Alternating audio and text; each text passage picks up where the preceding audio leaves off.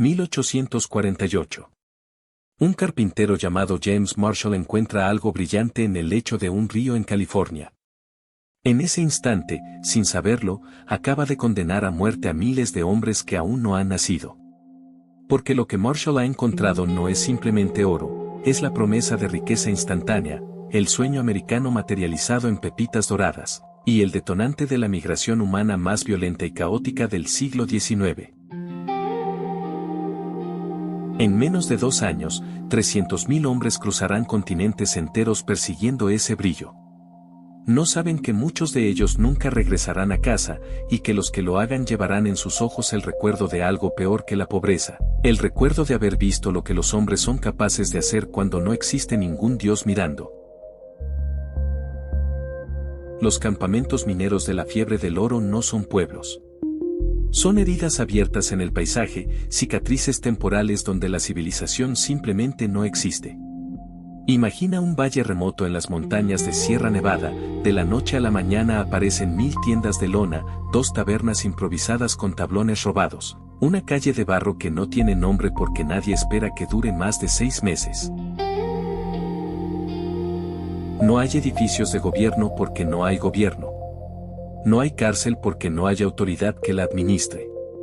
No hay sheriff porque ningún hombre cuerdo aceptaría el trabajo de mantener el orden entre 1000 desesperados armados hasta los dientes. Lo que hay es esto, hombres con picos en una mano y revólveres en la otra, durmiendo con un ojo abierto, protegiendo su parcela de tierra como lobos protegen su territorio. El oro lo cambia todo. En Boston o Nueva York, un hombre puede robar pan y recibir 30 días de cárcel. Aquí, en estos campamentos sin ley, un hombre puede robar medio gramo de polvo de oro y recibir una sentencia de muerte ejecutada antes del amanecer. La diferencia no es la gravedad del crimen, es que el oro es el único contrato social que existe. Cada minero ha abandonado familia, hogar, civilización, ha caminado miles de kilómetros o navegado meses en barcos infectados de cólera, todo por la posibilidad de encontrar su fortuna en un río de California. El oro que encuentra no es solo propiedad, es la justificación de todo su sufrimiento, la prueba de que el sacrificio valió la pena, la única cosa que da sentido a su existencia en este infierno de lodo y violencia. Robar ese oro no es robar dinero, es robar el alma de un hombre. Por eso la justicia aquí no funciona como en el mundo civilizado. No existe el debido proceso porque no existe el proceso en absoluto. Un minero nota que le falta polvo de oro de su bolsa de cuero. Grita. En 5 minutos, 50 hombres rodean al sospechoso. No hay investigación, no hay evidencia forense, no hay presunción de inocencia. Hay acusación y hay negación, y luego hay votación. Las manos se levantan. Culpable o inocente. Mayoría simple. La democracia en su forma más primitiva y aterradora. Si las manos dictan culpabilidad, la sentencia sigue en segundos, ahorcamiento, destierro, o en casos de misericordia extraña, 50 latigazos y expulsión permanente del campamento. No hay apelación porque no hay tribunal superior. La Asamblea de Mineros es la Corte Suprema, el jurado, el juez y el verdugo, todo condensado en una masa de hombres sucios que votan con las manos manchadas de tierra. La ausencia de Estado no es un vacío, es un espacio que se llena con algo mucho más antiguo y brutal. Cuando no existe ley escrita, los hombres inventan su propia ley, y esa ley siempre se basa en el miedo. El miedo a ser robado. El miedo a que el forastero que llegó anoche sea un ladrón profesional. El miedo a que la confianza sea debilidad y la debilidad sea muerte. Este miedo se materializa en rituales de violencia colectiva que reemplazan todo el aparato judicial que la humanidad ha construido durante siglos. Un hombre es acusado al mediodía. Un jurado improvisado se reúne bajo un árbol a las 3 de la tarde. La sentencia se dicta a las 4. El cuerpo cuelga a las 5. A las 6, todos vuelven a trabajar en sus parcelas como si nada hubiera ocurrido, porque en estos campamentos, la muerte no es una tragedia, es mantenimiento rutinario del orden social. El campamento minero es una zona de prueba para una pregunta filosófica antigua: ¿qué le ocurre al hombre cuando se eliminan todas las restricciones externas? ¿Se comporta con virtud natural o revela su verdadera naturaleza violenta? La fiebre del oro responde esa pregunta con una claridad brutal. Sin policía, sin jueces, sin la posibilidad de castigo institucional, los hombres no se vuelven ángeles, se vuelven jueces amateur, verdugos voluntarios, linchamientos democratizados. La justicia no desaparece en la ausencia de ley, se transforma en algo más rápido, más violento, más personal. Se convierte en venganza colectiva disfrazada de procedimiento legal, en paranoia grupal codificada como sentido común, en asesinato público justificado como necesidad de supervivencia. Y el oro brilla en el centro de todo esto. Cada pepita encontrada es una victoria.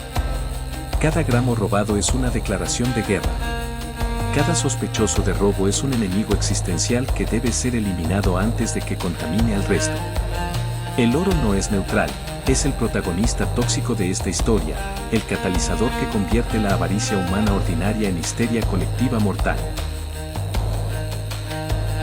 En un campamento minero, puedes matar a un hombre en una pelea de taberna y probablemente nadie haga nada. Pero si tocas el oro de otro hombre, si robas aunque sea el polvo que queda en el fondo de una bolsa de cuero, has firmado tu sentencia de muerte. Porque aquí, en este desierto sin Dios, el único pecado imperdonable no es el asesinato, es robar el único objeto que justifica la existencia misma del campamento.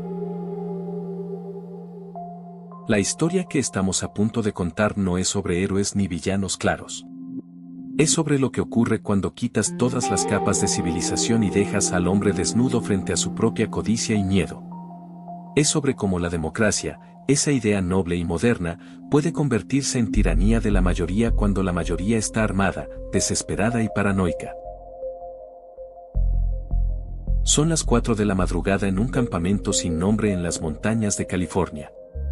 Un grito atraviesa el aire frío: alguien ha robado oro. En menos de 10 minutos, 150 hombres están despiertos, armados y reunidos alrededor de una fogata que proyecta sombras danzantes sobre rostros sin afeitar. No hay confusión sobre qué hacer a continuación. Todos conocen el procedimiento porque lo han visto antes, porque lo han votado antes, porque algunos de ellos han sostenido la cuerda antes. Esto no es caos, es un ritual tan estructurado como cualquier tribunal oficial, excepto que aquí la justicia se mide en minutos en lugar de meses, y la sentencia se ejecuta antes de que salga el sol. Bienvenido a la Asamblea del Amanecer, donde la democracia directa se encuentra con la sed de sangre, y donde 100 hombres cansados deciden si vives o mueres antes del desayuno. La justicia popular en los campamentos mineros sigue una lógica perversa pero internamente consistente. Primero, la acusación: un minero se pone de pie y declara su pérdida, muestra la bolsa de cuero vacía, describe exactamente cuánto oro falta, explica por qué sospecha de determinada persona.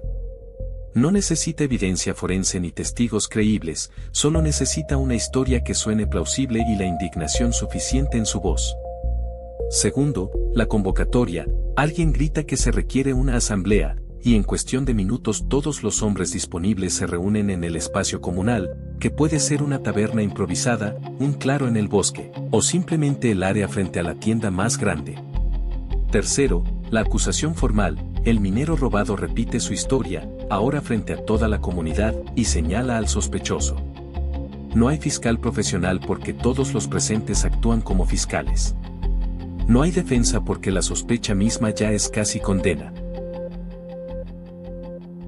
El acusado tiene derecho a hablar, pero ese derecho vale menos que el polvo bajo las botas. Puede negar, puede explicar, puede suplicar, pero sus palabras compiten contra la paranoia colectiva de 150 hombres que han trabajado 12 horas diarias durante meses y que ven en cada forastero una amenaza potencial a su única posibilidad de escape de la pobreza. La audiencia no escucha con mente abierta, escucha buscando confirmación de lo que ya ha decidido. Si el acusado es un extranjero recién llegado, está condenado. Si tiene acento diferente, está condenado. Si no puede explicar exactamente dónde estuvo cada minuto de las últimas 24 horas, está condenado.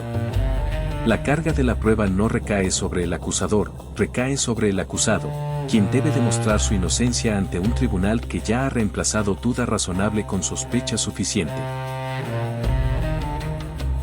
Luego viene la votación, y aquí es donde la democracia revela su rostro más oscuro. Alguien, generalmente el hombre más respetado o más ruidoso del campamento, propone la sentencia: ahorcamiento, latigazos, destierro. Levanten la mano los que estén a favor. Las manos suben. No hay voto secreto, no hay privacidad, no hay protección para quien quiera mostrar misericordia. Tu voto es público, y votar por la inocencia del acusado puede convertirte en el próximo sospechoso, porque solo un cómplice defendería a un ladrón. La presión social no es sutil, es absoluta. Los hombres no votan según su conciencia individual, votan según lo que perciben que el grupo espera de ellos. Y el grupo, cansado, paranoico, ávido de certeza en un mundo incierto, casi siempre espera sangre. La mayoría simple decide. 51% es suficiente para enviar a un hombre a la muerte. No se requiere unanimidad, no se requiere evidencia más allá de duda razonable, no se requiere nada excepto más manos levantadas en un lado que en el otro. Cuando las manos bajan y los votos se cuentan, la sentencia es inmediata. No hay tiempo para reflexión, no hay periodo de apelación, no hay proceso de revisión. Si la asamblea vota por ahorcamiento, alguien ya está buscando un acuerdo. Si vota por latigazos, alguien ya está cortando una rama flexible de un árbol cercano. La ejecución de la sentencia ocurre en un estado de urgencia ritualizada. Los hombres se mueven con propósito, como actores que conocen sus papeles en una obra que se ha representado docenas de veces. 4 hombres sostienen al condenado. 2 más preparan el nudo.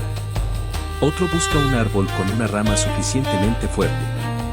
El proceso completo, desde la acusación hasta la muerte, puede tomar menos de 1 hora. En el mundo civilizado, un juicio por robo puede durar semanas. Aquí, en el campamento sin ley, la justicia es tan rápida que el cuerpo aún está caliente cuando el sol finalmente sale sobre las montañas. Pero llamar a esto justicia es un insulto a la palabra. Esto es linchamiento democratizado, es venganza colectiva vestida con procedimiento mínimo, es asesinato legal en un lugar donde la legalidad misma no existe. La asamblea no busca verdad, busca cierre. No busca rehabilitación, busca eliminación. No busca proporcionalidad, busca ejemplaridad. El objetivo no es castigar justamente al culpable, sino aterrorizar suficientemente a todos los demás para que nadie más considere robar. Cada ahorcamiento es un mensaje público, cada cuerpo colgante es un sermón silencioso sobre las consecuencias de desafiar el código no escrito del campamento. Y el mensaje se recibe con claridad cristalina, en un lugar sin ley oficial, la ley no oficial es 1000 veces más brutal. Los comités de vigilancia, como se llaman a sí mismos con orgullo perturbador, creen que están proporcionando orden en el caos. Creen que sin su justicia rápida y violenta, el campamento se desintegraría en anarquía total donde todos robarían a todos.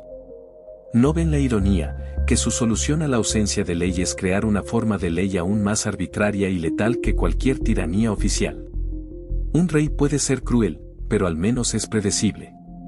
Una asamblea de mineros cansados y paranoicos no es predecible, es volátil, es emocional, es capaz de condenar a un hombre por la forma en que mira o por no poder recordar un detalle insignificante de su coartada.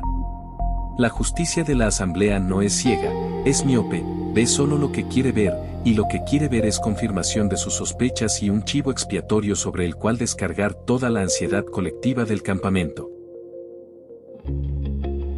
Y así, mañana tras mañana, la asamblea se reúne. Acusación tras acusación, votación tras votación, ejecución tras ejecución. Los hombres se acostumbran. El horror se normaliza. Votar por la muerte de otro hombre se convierte en parte de la rutina diaria, tan mundano como cocinar frijoles o lavar oro en el río.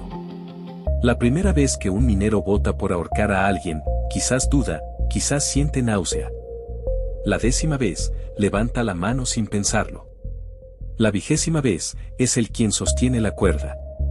Esto es lo que la ausencia de ley hace a los hombres, no los convierte en animales, porque los animales no construyen rituales elaborados para justificar su violencia. Los convierte en algo peor, en jueces amateur que creen genuinamente que están sirviendo a la justicia mientras ejecutan asesinatos en masa con la aprobación democrática de una turba. Su nombre era Thomas Burger, 32 años, carpintero de oficio, llegó a California desde Pennsylvania en 1849 con la promesa de una fortuna y un billete de barco que le costó todos sus ahorros. Durante 6 meses trabajó su parcela junto al río, durmiendo bajo una lona rasgada, comiendo carne salada y frijoles rancios, lavando grava 12 horas diarias hasta que sus manos sangraban. En ese tiempo había acumulado onzas de oro en polvo, guardadas en una bolsa de cuero que llevaba atada al cuello incluso cuando dormía. Esas onzas no eran simplemente metal precioso, eran 6 meses de sufrimiento materializado, eran la diferencia entre regresar a Pennsylvania como un hombre exitoso o como un fracasado más, eran su dignidad, su futuro, su única justificación por haber abandonado a su esposa durante medio año. Y una mañana de julio, cuando despertó en su tienda, la bolsa seguía atada al cuello, pero dentro faltaba exactamente 1 gramo de polvo de oro. Berger notó el faltante inmediatamente porque los mineros desarrollan una relación obsesiva con cada partícula de su tesoro. Conocen el peso exacto de su bolsa, pueden sentir la diferencia de medio gramo simplemente por cómo cuelga del cuello. Cuando Burger metió los dedos en la bolsa y sintió que el nivel del polvo era más bajo de lo que recordaba, su corazón se detuvo. Vertió el contenido sobre un pedazo de tela oscura, separó cada partícula con cuidado enfermizo, y confirmó lo imposible: alguien había entrado a su tienda durante la noche, había abierto la bolsa sin despertarlo, y había robado aproximadamente 1 gramo. No más, como si el ladrón hubiera querido que el robo pasara desapercibido. Pero Berger lo percibió. Y su grito de indignación despertó a todo el campamento antes de que el sol terminara de salir.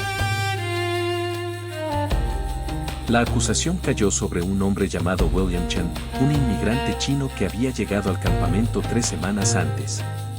La evidencia contra Chen era circunstancial hasta el punto de ser inexistente. Su tienda estaba cerca de la de Berger, había sido visto caminando cerca del área la noche anterior, y cuando los mineros registraron sus pertenencias encontraron medio gramo de polvo de oro que Chen insistía haber encontrado legítimamente en el río. Pero en un campamento donde la paranoia es la única forma de supervivencia, la evidencia no importa tanto como la narrativa.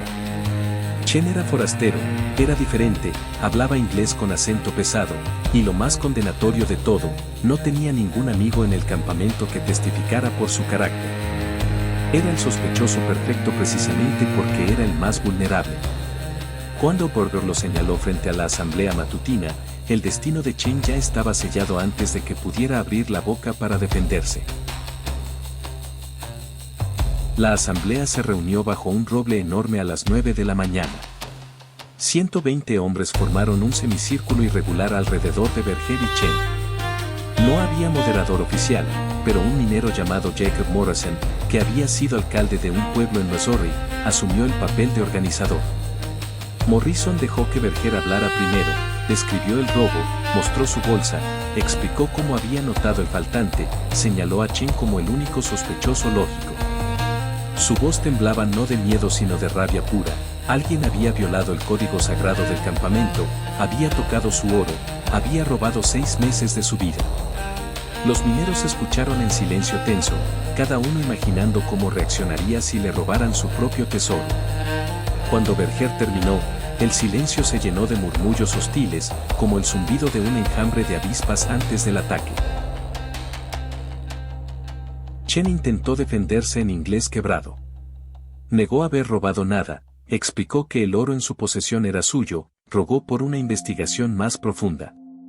Pero sus palabras sonaban desesperadas, y la desesperación en un campamento minero se interpreta como culpa. No ayudó que Chen no pudiera explicar exactamente dónde había encontrado su medio gramo de oro, o que sudara profusamente mientras hablaba, o que su mirada buscara constantemente las salidas del círculo de hombres. La audiencia no vio a un hombre inocente aterrorizado por una acusación falsa, vio a un ladrón atrapado tratando de mentir su salida. Morrison llamó a votación después de apenas 20 minutos de deliberación. La pregunta era simple y brutal: ¿culpable o inocente? Las manos se levantaron. 92 hombres votaron culpable. 18 votaron inocente. 10 se abstuvieron. La democracia había hablado. William Chen moriría por un gramo de polvo de oro que probablemente nunca robó. La sentencia fue ahorcamiento inmediato. No había razón para esperar, no había beneficio en la demora, y cada minuto que pasaba era un minuto que los hombres no estaban trabajando en sus parcelas. 4 mineros sostuvieron a Chen mientras otro preparaba la cuerda, un lazo corredizo atado con la eficiencia de quien ha hecho esto antes. Chen gritó en chino, palabras que nadie entendía pero cuyo significado era universal: súplica, negación, terror absoluto. Los gritos no cambiaron nada. La cuerda se lanzó sobre una rama gruesa del roble, el nudo se ajustó alrededor del cuello de Chen, y con un tirón coordinado de 3 hombres, el cuerpo de Chen fue levantado del suelo. No hubo trampilla, no hubo caída que rompiera el cuello instantáneamente. Chen murió lentamente, estrangulado por su propio peso, sus piernas pateando el aire durante casi 2 minutos mientras 120 hombres observaban en silencio. Cuando los espasmos finalmente cesaron, alguien clavó un cartel en el pecho de Chen usando un clavo oxidado y un martillo. El cartel decía simplemente: ladrón. El cuerpo fue dejado colgando como advertencia, balanceándose suavemente con la brisa de la tarde. Los mineros regresaron a sus parcelas, a sus picos y bateas, como si acabaran de asistir a un procedimiento administrativo rutinario. Berger recuperó su sensación de seguridad pero no recuperó su gramo de oro perdido. Chen nunca tuvo la oportunidad de demostrar su inocencia. Y el roble, ese árbol testigo silencioso, ahora llevaba marcas de cuerda en su corteza, cicatrices que permanecerían durante décadas como recordatorio de que aquí, en este lugar sin ley, un gramo de polvo brillante valía más que una vida humana. Esa noche, mientras el cuerpo de Chen se mecía bajo las estrellas y el viento nocturno hacía crujir la cuerda contra la madera, ningún minero perdió el sueño. Porque en sus mentes, la justicia había sido servida. Un ladrón había sido castigado. El orden había sido restaurado. No importaba que Chen probablemente fuera inocente, que la evidencia fuera inexistente, que el juicio durara menos que una comida. Lo único que importaba era el mensaje: toca el oro de otro hombre y esto es lo que te espera. Un gramo. Una soga. Un árbol. La ecuación más simple y más brutal de la fiebre del oro. Llegó al campamento una tarde de agosto de 1850, montando un caballo demasiado bueno para un minero ordinario, vistiendo ropa demasiado limpia para alguien que supuestamente había estado trabajando en los campos de oro. No dio su nombre completo, solo dijo que lo llamaran Jack, y cuando los mineros le preguntaron de dónde venía, su respuesta fue vaga: del sur, de otros campamentos, buscando mejor suerte. Pagó su primera noche en la taberna con una pepita de oro del tamaño de un pulgar, y ese fue su primer error. Porque en un campamento donde la mayoría de los hombres trabajan semanas enteras por unos gramos de polvo, aparecer con una pepita así genera solo 2 reacciones posibles: envidia o sospecha. En el caso de Jack, generó ambas. Y en un lugar donde la paranoia es más contagiosa que el cólera, esa combinación tóxica era una sentencia de muerte esperando ejecutarse. La desconfianza comenzó con susurros. Los mineros se reunían en pequeños grupos después del trabajo, comparando notas sobre el forastero. Nadie lo había visto trabajar en ninguna parcela. Su historia sobre haber encontrado la pepita en un río al sur no tenía detalles verificables. Su acento no coincidía con ninguna región conocida, como si estuviera tratando de ocultar su origen. Y lo más sospechoso de todo, llevaba 2 pistolas en el cinturón, cargadas y listas, algo que los mineros honestos raramente hacían porque las armas eran herramientas de protección contra animales salvajes o indios, no accesorios de uso diario. Un hombre que duerme con 2 pistolas cargadas es un hombre que espera problemas, o peor aún, un hombre que ha causado suficientes problemas en otros lugares como para saber que eventualmente lo alcanzarán. La lógica del campamento era simple y brutal: si caminas como ladrón, hablas como ladrón y te armas como ladrón, eres ladrón hasta que demuestres lo contrario. La situación estalló en la tercera noche de Jack en el campamento. Un minero llamado Samuel Hodge, un hombre de Ohio con esposa e hijos esperándolo en casa, descubrió que le faltaban 3 onzas de oro de su escondite secreto debajo de su catre. No había señales de forcejeo, no había evidencia de entrada violenta, solo el oro simplemente había desaparecido. Hodge estaba seguro de haber guardado las 3 onzas la noche anterior, lo que significaba que el robo había ocurrido en algún momento durante las últimas 24 horas. Y en ese periodo de 24 horas, el único evento inusual en el campamento había sido la llegada de Jack, el forastero misterioso con la pepita sospechosa y las 2 pistolas. La correlación no probaba causalidad, pero en un campamento minero desesperado, la correlación era suficiente condena. La turba se formó espontáneamente, sin convocatoria oficial, sin asamblea formal. 30 hombres marcharon hacia la tienda de Jack pasada la medianoche, antorchas en mano, pistolas y rifles cargados, su intención clara en sus rostros iluminados por el fuego. Jack los escuchó venir porque 30 hombres enfurecidos no son sutiles, y salió de su tienda con las manos visibles, sin tocar sus pistolas, tratando de parecer razonable y no amenazante. Fue inútil. La turba no había venido a escuchar explicaciones o a realizar una investigación cuidadosa. Había venido a encontrar un culpable, y Jack, por el simple crimen de ser diferente y estar en el lugar equivocado en el momento equivocado, era el culpable perfecto. Hodge lo acusó directamente: tú robaste mi oro, tú eres un ladrón profesional, esa pepita que mostraste era robada, todo tu oro es robado. Jack negó con vehemencia, ofreció mostrar todas sus posesiones, juró por su madre muerta que era inocente. Pero sus palabras se ahogaron en el rugido de la turba. Esto ya no era justicia popular organizada, era linchamiento puro, venganza colectiva sin siquiera la pretensión de procedimiento legal. Los hombres no querían votación ni deliberación. Querían sangre. Querían certeza. Querían creer que habían identificado y eliminado la amenaza, para poder dormir tranquilos sabiendo que sus escondites de oro estaban seguros. Cuando Jack intentó correr, 6 hombres lo derribaron. Cuando intentó defenderse, lo golpearon hasta que escupió sangre. Y cuando finalmente dejó de resistirse, exhausto y sangrando, alguien gritó las palabras que todos estaban pensando: cuélguenlo. No hubo debate. No hubo votos. Solo hubo consenso violento: este hombre debe morir, ahora, aquí, esta noche. La diferencia entre este linchamiento y el de Williamstown fue la brutalidad añadida de la turba nocturna. No hubo ritmo ordenado, no hubo procedimiento aunque fuera mínimo. La cuerda se ató apresuradamente alrededor del cuello de Jack mientras él seguía consciente, suplicando, intentando razonar con hombres que habían dejado de ser razonables. Lo arrastraron hacia el mismo roble que había sostenido el cuerpo de Chen semanas antes, como si el árbol mismo se hubiera convertido en el verdugo oficial del campamento. Pero no se molestaron en hacer un nudo corredizo apropiado, simplemente ataron un lazo alrededor de su cuello y lo levantaron con fuerza bruta, media docena de hombres tirando de la cuerda como si estuvieran izando un saco de harina. Jack murió lentamente, ahogándose, sus manos tratando inútilmente de aflojar la cuerda que cortaba su garganta, sus piernas pateando el aire durante 3 minutos eternos mientras la turba observaba en silencio satisfecho. Cuando el cuerpo finalmente se quedó quieto, alguien registró las pertenencias de Jack buscando el oro robado de Hodge. No encontraron nada. Revisaron su caballo, su silla de montar, su bolsa de viaje. Nada. Las 3 onzas de oro de Hodge simplemente no estaban.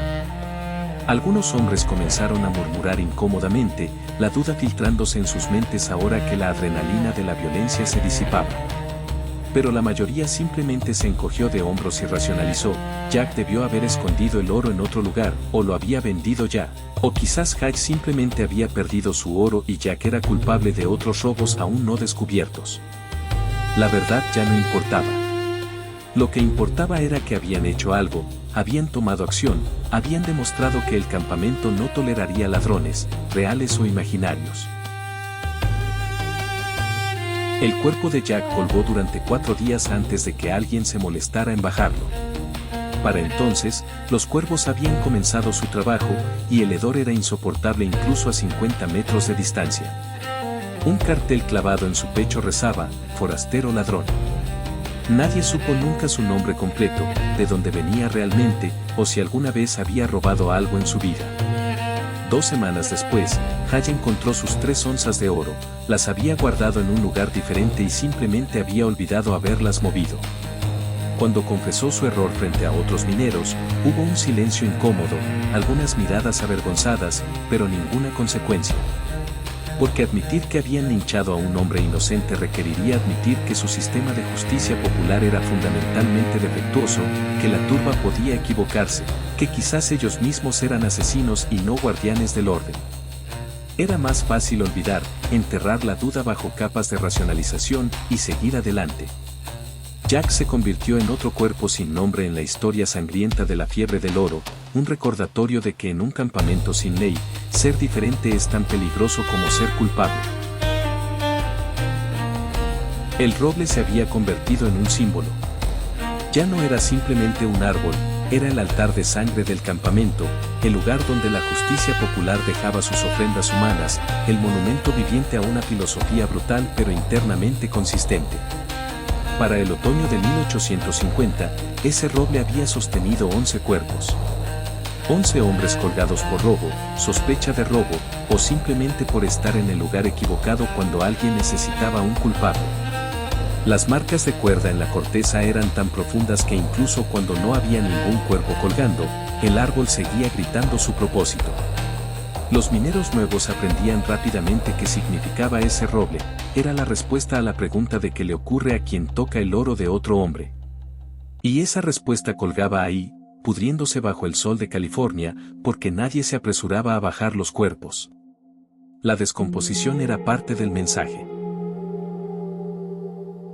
La lógica detrás de dejar los cuerpos colgando durante días o semanas era fría y calculada.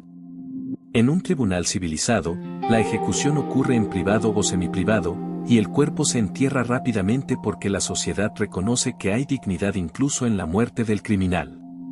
Pero en el campamento minero, la dignidad es un lujo que nadie puede permitirse, y la privacidad derrota el propósito entero del castigo. El objetivo del linchamiento no es simplemente eliminar al culpable, es aterrorizar a todos los demás hasta que la idea misma de robar se vuelva impensable. Un cuerpo enterrado es un cuerpo olvidado. Un cuerpo colgando es un sermón silencioso que predica 24 horas al día, 7 días a la semana. Cada minero que pasa junto al roble en su camino al río debe ver el cuerpo, debe oler la descomposición, debe imaginar su propio cuello dentro de ese nudo. Eso es pedagogía del terror, enseñar mediante la exhibición brutal de consecuencias. Los carteles clavados en los pechos de los muertos servían como actas de condena para una sociedad sin registros escritos. No había archivos judiciales, no había periódicos locales que documentaran los juicios, no había manera de saber por qué había muerto un hombre excepto por el mensaje clavado literalmente en su carne. Los carteles eran simples y directos: ladrón, forastero sospechoso, enemigo del campamento, violó el código. Algunos carteles eran más elaborados, describiendo el crimen específico en letras toscas escritas con carbón o sangre. Pero la mayoría eran de una sola palabra, porque una palabra era suficiente. El cartel no era para el muerto, obviamente, sino para los vivos, una declaración pública de que la justicia había sido servida según los estándares del campamento, una justificación retroactiva para el asesinato colectivo, una advertencia para cualquiera que considerara seguir los pasos del condenado. En un lugar sin estado, los carteles reemplazaban la sentencia judicial y un clavo oxidado a través del esternón reemplazaba el sello oficial del tribunal. Pero el silencio era quizás el elemento más aterrador de todo el ritual. Después del crujido final, después de que las piernas dejaban de patear y el cuerpo se quedaba quieto, caía un silencio sobre el campamento que era más pesado que cualquier ruido. No había lamentos, no había procesiones fúnebres, no había oraciones por el alma del muerto. Los hombres simplemente regresaban a sus tiendas, a sus parcelas, a sus rutinas diarias, como si nada extraordinario hubiera ocurrido. El silencio no era respeto, era indiferencia institucionalizada, era la normalización de la violencia hasta el punto donde matar a un hombre generaba menos discusión que decidir qué cocinar para la cena. Ese silencio comunicaba algo fundamental sobre la psicología del campamento, que cada hombre había aceptado implícitamente que la vida humana individual no tenía valor intrínseco, solo tenía valor transaccional basado en su utilidad para el colectivo y su respeto al código del oro. La filosofía real detrás de estos linchamientos nunca fue la justicia en el sentido tradicional. La justicia busca verdad, proporcionalidad, rehabilitación cuando es posible. Los linchamientos buscaban ejemplaridad, convertir a cada ladrón, real o imaginario, en una lección viviente sobre el costo de desafiar el orden social del campamento. No importaba si el acusado era realmente culpable, si la evidencia era sólida, si había circunstancias atenuantes. Lo único que importaba era demostrar que el campamento tenía la voluntad y capacidad de defender su código con violencia letal. Cada ahorcamiento era menos sobre el individuo colgado y más sobre enviar un mensaje a los cientos de hombres que observaban: esto es lo que te espera si cruzas la línea. La ejemplaridad no requiere precisión, requiere visibilidad y brutalidad suficiente para grabar el mensaje en la memoria colectiva. El miedo colectivo se había convertido en la única ley funcional del campamento. No había policía que patrullara, no había jueces que arbitraran disputas, no había sistema carcelario que castigara proporcionalmente. Solo existía el miedo, miedo a ser acusado, miedo a ser votado culpable por una turba, miedo a terminar colgando del roble con un cartel clavado en el pecho. Este miedo era más efectivo que cualquier código legal escrito porque permeaba cada interacción, cada decisión, cada pensamiento. Los mineros no se abstenían de robar porque consideraran moralmente incorrecto, se abstenían porque habían visto 11 cuerpos pudrirse bajo el sol y no querían ser el 12º. El miedo reemplazaba la conciencia, el terror reemplazaba la moralidad, y la amenaza de muerte violenta reemplazaba todo el aparato filosófico que sostiene la ley civilizada. Pero había una ironía brutal en todo esto: el sistema funcionaba. Los robos eran raros en campamentos con historial de linchamientos activos. Los mineros podían dejar su oro en sus tiendas y encontrarlo intacto cuando regresaban, no porque confiaran en la bondad de sus vecinos, sino porque todos conocían las consecuencias.